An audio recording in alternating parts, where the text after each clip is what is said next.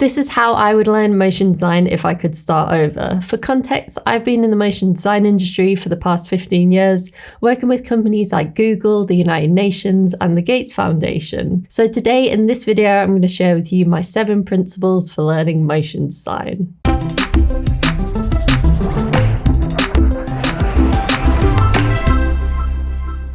The first principle is don't get distracted and focus on one thing at a time. Now, I know that this is easier said than done, but I'm going to give you a few helpful tips throughout this video that will really help you to do this and teach you what is best to focus on. If you are really struggling to focus on one thing at a time, or you're struggling to make progress learning a new software or skill, then I recommend finding a buddy who you can pair up with to learn the software or skill with. Let's be friends, best friends. In our course Client Quest, we pair you up with an accountability buddy, and our students say that this is really effective for helping them to get the course done and making the most out of the course. So I recommend, if you are learning a new software or skill, that you do find your own buddy to make progress and focus on one thing at a time. So if I can just learn one thing at a time, what shall I learn? Well, a question I get asked a lot is, if I'm a freelancer, should I also know Cinema 4D? Now, I think it's really important that we stay up to date with the tools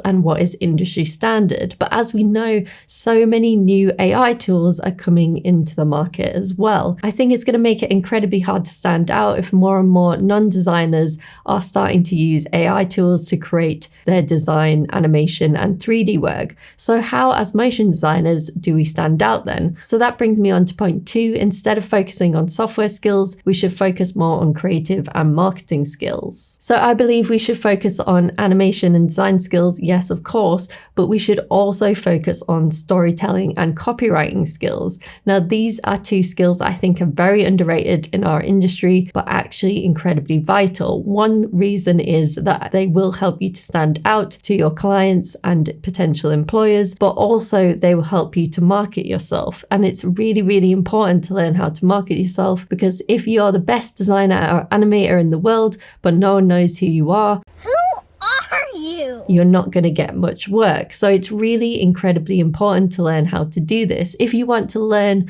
more marketing and business skills, I recommend you check out our free 5-day course. I'll leave the link below this video in the description. The next principle that I wanted to share with you today is to learn what you need to learn to make more personal work. There is so much information out there, and we could basically spend all of our lives doing courses or going down YouTube tutorial rabbit holes. You need to learn the skills to be a motion designer, but you also need to learn to take action and implement them skills into personal projects. Personal work is really important, and clients and potential employers will often tell me that they'll look at a person's personal work to figure out what they like doing and also to decide whether to hire them or not. I remember when I was a junior motion designer, I wanted to work on more creative projects, and I would ask my employers all the time if I could be put onto those creative projects. The problem was I wasn't showing them any personal creative work. What you need to do is you need to learn just enough, and then you need to practice so much. And by doing this and making personal work, you will have more work for your reel as well, so you can show your potential clients and employers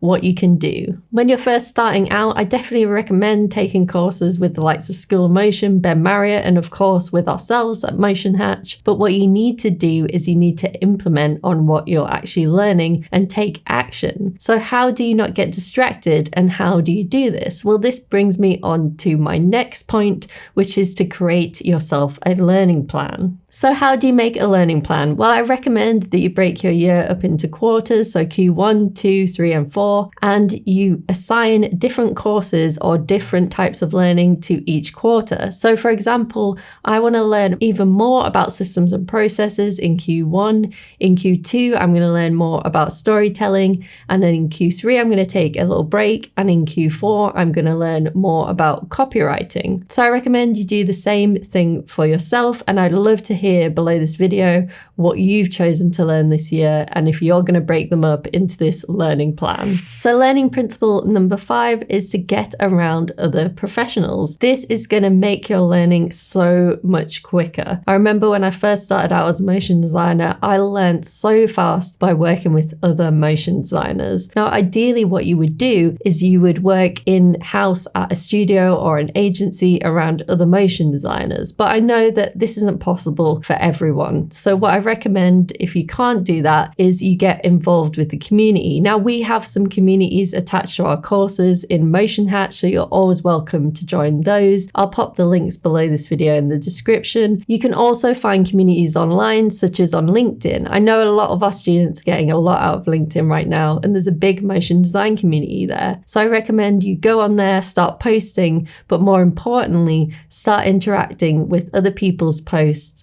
and leaving them nice comments and not just an emoji. And then after you've done that for a while, you feel like you've built a little bit of a relationship with them, you can then reach out to them and ask them if they would like to jump on a quick coffee chat with you. Now, I know this is scary, but I promise if you do this on a regular basis and you concentrate on making long-term relationships with people, then you will benefit. And the best thing to do is to think about how you can offer value to them instead of thinking about what value you can take from them. This will help you to become a much better motion designer and also a valuable member of our community, which I would love for you to become. So if you want to connect with me over on LinkedIn, I'll leave my link as well below this video. The third thing that you can do to get around other professionals is, of course, go to live in-person events. Now, if you could all do me one big favor and post the events that are local to you, then everybody watching this video can use those events below and hopefully meet up with you in person. So go on right now,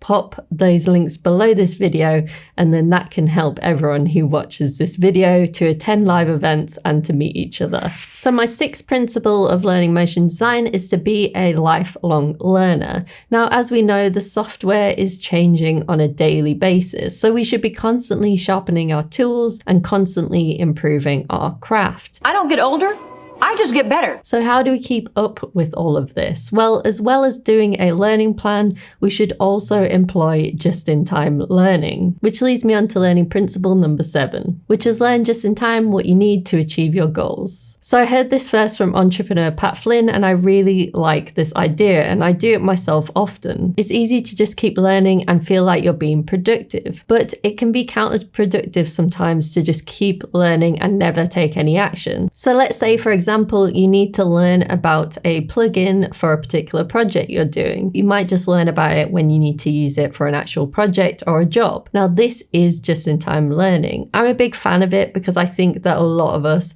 take course after course after course and never implement, like we've discussed in this video. So now that you know how I learn motion design, you're probably wondering, where are the best places to learn on YouTube? Well, if you want to know, you should watch these videos next, and I'll see you next week for more tips and advice on how to start and scale your motion design career and business.